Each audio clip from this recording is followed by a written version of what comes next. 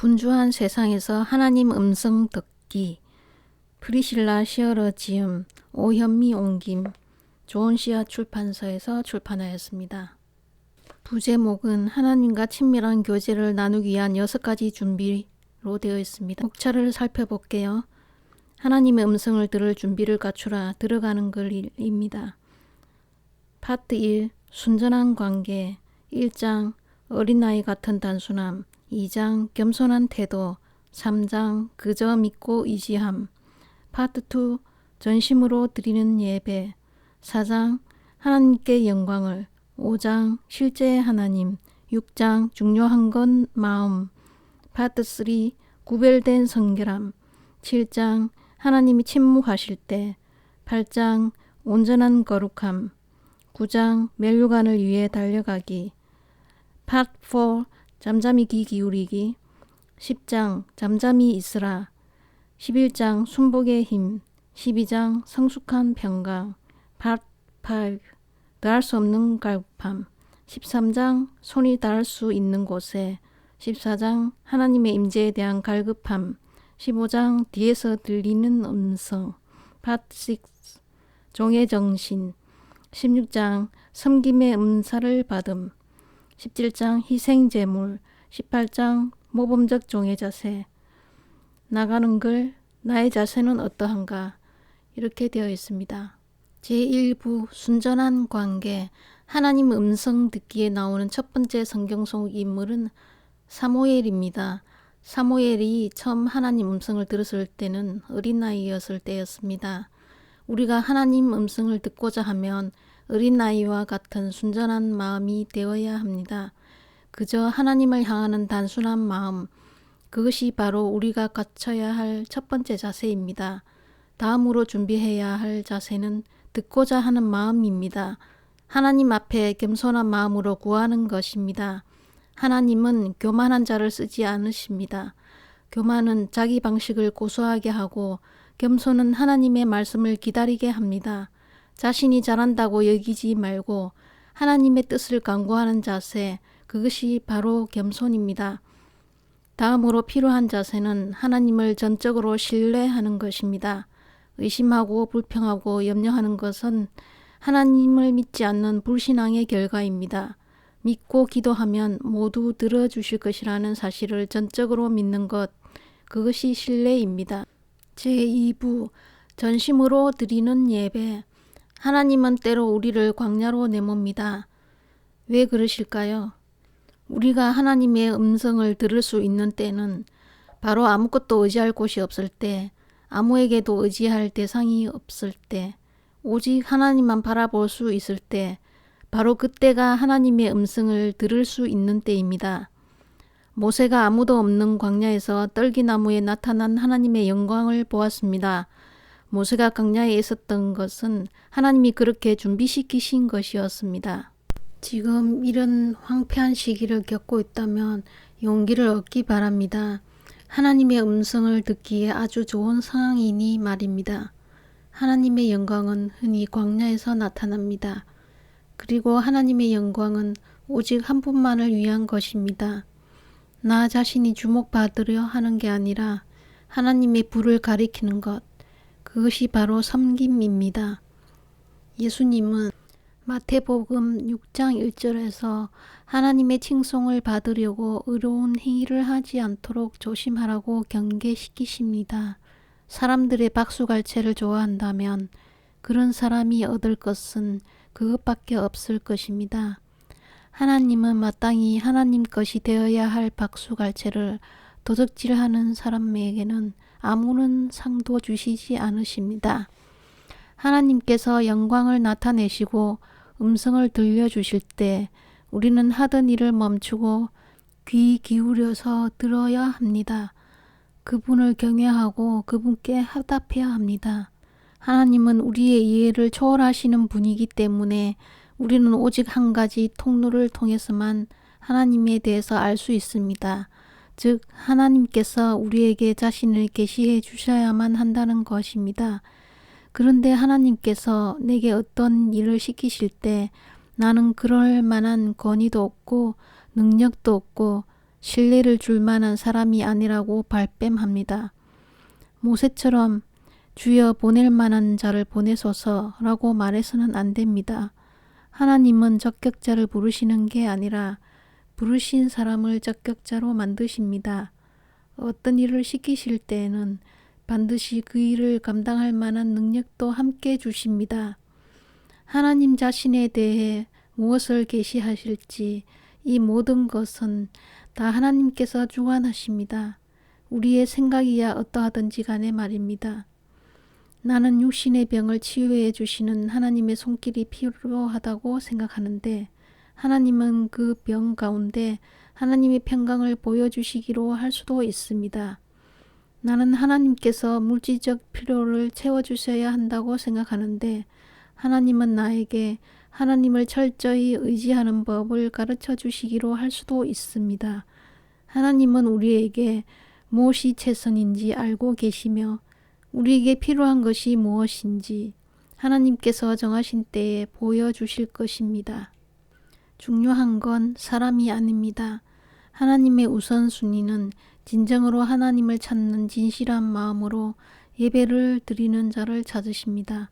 그런데 우리는 과거의 실수라는 바로, 현재의 좌절이라는 바로, 앞날에 대한 염려라는 바로에 묶여 있습니다. 이제 애굽 안에 머물지 마십시오. 그리스도께서 우리로 자유롭게 하려고 자유를 주셨으니 그러므로 굳건하게 서서 다시는 종의 멍에를 매지 말라. 갈라디아서 5장 1절 말씀. 제3부 구별된 성결함. 우리 그리스도인들은 하나님의 음성을 듣는데 익숙하지 않습니다. 예를 들어 어떤 신자가 하나님의 음성을 들었다고 자신 있게 말하면 우리는 깜짝 놀라지 않습니까? 그 말이 왜 그렇게 충격적으로 들려야 할까요? 우리는 하나님께서 말씀하시는 걸 듣는데 익숙해야 합니다. 그런데 사실은 그렇지 않으며 사무엘 시대의 이스라엘 백성들 역시 마찬가지였습니다. 대다수 이스라엘 사람들은 오랫동안 하나님을 무시하거나 하나님께 반역해 오고 있었습니다. 하나님의 말씀에 귀 기울이기를 원치 않았고 하나님은 그들에게 말씀하기를 그만두셨습니다. 그런 하나님이 말씀을 경청하고 순종으로 그 말씀에 하답할 마음이 있는 어린 사무엘에게 침묵을 깨고 말씀을 하시기를 다시 시작하셨습니다. 하나님은 엘리라는 혈통 좋은 집안의 제사장이 아니라 어린 소년에게 음성을 들려주셨습니다. 집안 배경이나 하나님의 말씀을 아는 지식이나 학문이 우리를 거룩하게 하는 것이 아닙니다. 하나님은 죄 없는 사람을 찾으시는 게 아닙니다. 세상에 죄 없는 사람이 하나도 없다는 것을 하나님은 잘 아십니다. 하나님은 단지 진지하게 하나님의 말씀을 듣고 순종하려는 사람을 찾으시는 것입니다. 하나님이 말씀으로만 나타내시는 것은 아닙니다. 우리가 기도해도 하나님은 때로 침묵하십니다. 이럴 때 우리는 왜 기도에 응답하지 않으시고 침묵하시느냐고 따질 것이 아니라 하나님 앞에 자기 자신을 낮추고 끈질기게 기도하면서 영적으로 성숙해져야 합니다. 응답하지 않으시더라도 하나님은 여전히 모든 상황을 주관하고 계시다고 믿는 것이 바로 성숙한 믿음의 표입니다. 또한 하나님의 음성을 들었다고 하더라도 하나님과 어느 정도 친밀하게 의사소통하고 있는지 판단하는 기준, 즉 성경에 비추어 확인해 보아야 합니다. 하나님의 음성은 기록된 하나님의 말씀과 모순되지 않습니다. 성경은 우리가 들었다고 생각하는 메시지가 진짜인지 가짜인지 검증해 줍니다. 성경에 기록된 원칙에 근거해서 진리를 분별해야 합니다. 제4부 잠잠히 귀 기울이기. 너희는 가만히 있어 내가 하나님 됨을 알지어다. 시편 46편 10절. 사무엘상 3장 3절은 하나님께서 말씀하실 때 사무엘은 누워 있었다고 말합니다. 하나님은 사무엘이 일에 몰두해 있을 때는 하나님의 메시지를 들을 수 없다는 걸 알고 계셨습니다. 성막이 조용해지고 사무엘이 잠잠히 있을 때까지 기다리셨습니다. 너무 분주해서 하나님의 음성을 듣지 못하십니까? 사무엘처럼 모든 활동을 멈추고 모든 생활 속 잡음을 잠잠게 해야 하나님께서 말씀하시고자 하는 것을 더욱 분명히 들을 수 있지 않겠습니까? 마르다는 섬기는 일에 너무 바쁜 나머지 가만히 앉아 있지를 못했고 그래서 그녀의 영혼은 줄이고 뒤틀렸습니다. 반면에 마리아는 주님 발치에 평화로에 앉아 생명의 떡으로 먹임을 받았습니다. 마르다야, 네가 많은 일로 염려하고 근심하나 몇 가지만 하든지 한 가지만이라도 족하니라. 마리아는 이 좋은 편을 택하였으니 빼앗기지 아니하리라 고 주님은 말씀하셨습니다. 하나님은 내가 잠잠할 때까지 기다리십니다. 고요하고 차분해진 영혼만이 거룩한 말씀에 길을 열고 위로를 받을 수 있습니다. 평강은 구원에 수반되는 선물입니다. 하나님께서 우리 삶에 임재해 계시면 평강이 우리에게 주어집니다. 어떤 일을 선택해야 할 때 평강이 깨어지는 쪽에는 마음을 기울이지 않아야 합니다. 그런데 우리의 양심이 무뎌진 탓에 우리가 하나님 뜻을 벗어나 있어도 거짓 평강을 누릴 때도 있습니다. 거짓 평강에 속지 않게 할 경고의 붉은 깃발 3개가 있습니다. 붉은 깃발 1. 지금 달아나고 있는 중입니까? 하나님에게서 어려운 지시를 받은 뒤 요나가 취한 첫 번째 행동은 멀리 달아나는 것이었습니다. 그는 하나님에게서 최대한 멀리 도망가려고 애를 썼습니다. 붉은 깃발 2. 지금 무언가를 메우고 있습니까? 외적인 것으로 빈 공간을 메우려 애를 쓰고 있다면 내적으로 뭔가가 잘못된 것이라고 말할 수 있습니다. 내면의 공허감을 어떤 물질이나 어떤 행동으로 메우려 했던 적이 누구나 한 번쯤은 있을 것입니다. 붉은 깃발 3. 감사하고 있습니까? 골로새서 3장 15절의 마지막 구절을 눈여겨보았습니까? 우리는 그리스도의 평강이 우리 마음을 다스리게 해야 할 뿐만 아니라 감사도 해야 합니다. 감사하면 늘 하나님의 평강이 우리 마음에 부어지기 마련입니다. 무엇을 결정할 때 하나님을 영화롭게 하는 쪽으로 결정을 하려면 이 결정과 관련하여 나는 하나님의 평강을 누리고 있는가를 끊임없이 자기 자신에게 물어야 합니다. 하나님의 임재와 하나님께서 주시는 평강은 항상 병행됩니다. 하나님께서 우리를 징계하실지라도 최종 결과는 언제나 평강이 회복되는 것으로 나타납니다. 제5부 더할 수 없는 갈급함. 하나님은 하나님의 임재를 갈급해하는 사람을 만나 주십니다. 지금 무엇을 갈급해하고 있습니까? 자기 자신에게 물어보십시오. 무엇 때문에 밤에 잠 못 들고 깨어 있습니까? 돈 걱정 때문에 잠을 못 잔다면 그 사람은 물질을 제일로 여기는 사람일 것입니다. 직장 일 때문에 잠 못 든다면 그 사람은 일 중독자일 것입니다. 하지만 하나님을 생각하느라 밤에 잠 못 든다면 그건 하나님의 임재에 대한 갈급함이 그 사람의 가장 맹렬한 열망이기 때문일 것입니다. 하나님은 모세처럼 하나님의 임재를 간절히 갈망하는 사람들을 원하십니다. 예수님 시대에 서로 주인이 다른 양떼들이 한 우리에서 잠을 자야 할 때가 있었습니다. 아침이 되어 양떼를 구분해야 할 때가 되면 목자들이 우리 안으로 들어와 자기 양떼를 부릅니다. 한 목자가 자기 양떼를 부를 때 그 목소리는 우리 안의 모든 양들이 다 듣지만 오직 그 목자의 양떼만이 그 음성을 알아듣고 그 부름의 의미를 이해하고 따라온다고 합니다. 자기 목자의 목소리를 알아듣기 위해서는 그 목자의 양이 되어야 합니다. 그리스도인들은 주님의 양떼입니다. 그리고 주님은 우리의 목자이십니다.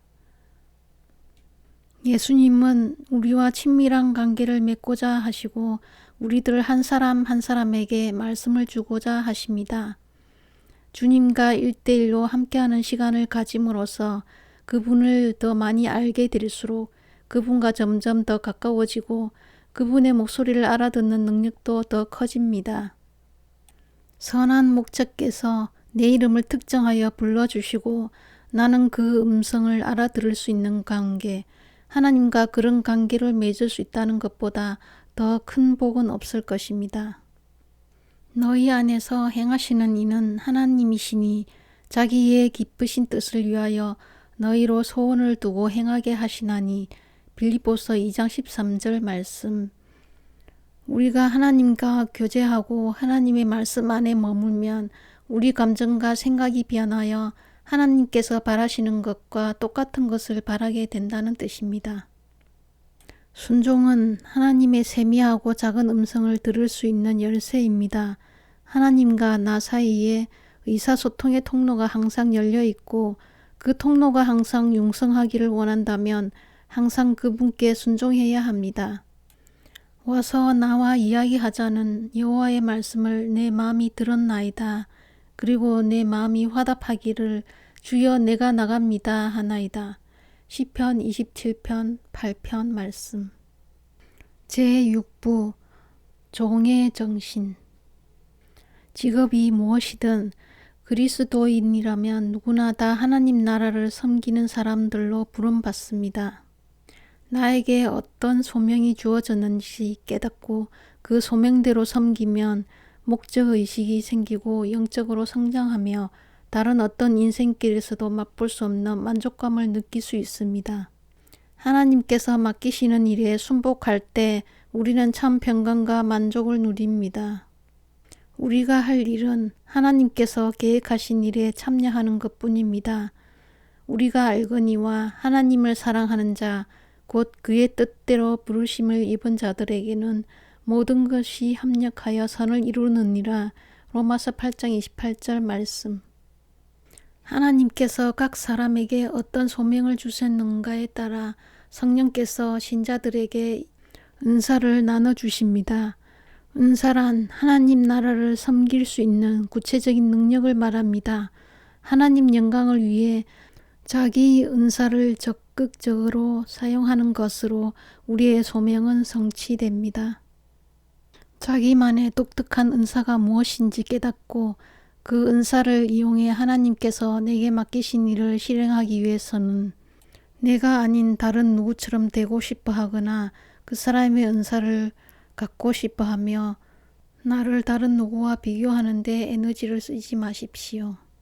하나님을 섬기기 위해 내가 할 수 있는 최고의 일 중 하나는 내 모습을 그냥 있는 그대로 받아들이는 것입니다. 우리의 능력은 하나님에게서 옵니다. 그 능력이 무엇이든 하나님의 영광을 위해 다 바치십시오. 경건한 섬김이란 자기 욕구를 다 젖혀놓고 하나님께 순복한다는 의미입니다. 내게 주어진 일이 무엇이든 적당한 시기가 언제이든 말입니다. 이렇게 할 때 우리는 하나님께서 나를 택하사 말씀하시고자 할 때 그분의 음성을 분명히 들을 수 있는 준비를 갖추게 됩니다. 너희는 내 목소리를 들으라. 그리하면 나는 너희 하나님이 되겠고 너희는 내 백성이 되리라. 너희는 내가 명령한 모든 길로 걸어가라. 그리하면 복을 받으리라. 예레미야 7장 23절 말씀.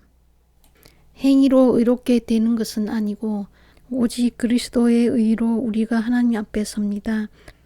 그러나 하나님을 섬길 때에는 사랑과 감사의 바탕을 둔 실질적인 순종이 반드시 필요합니다. 우리가 순종할 때 희생과 순종이 따라옵니다.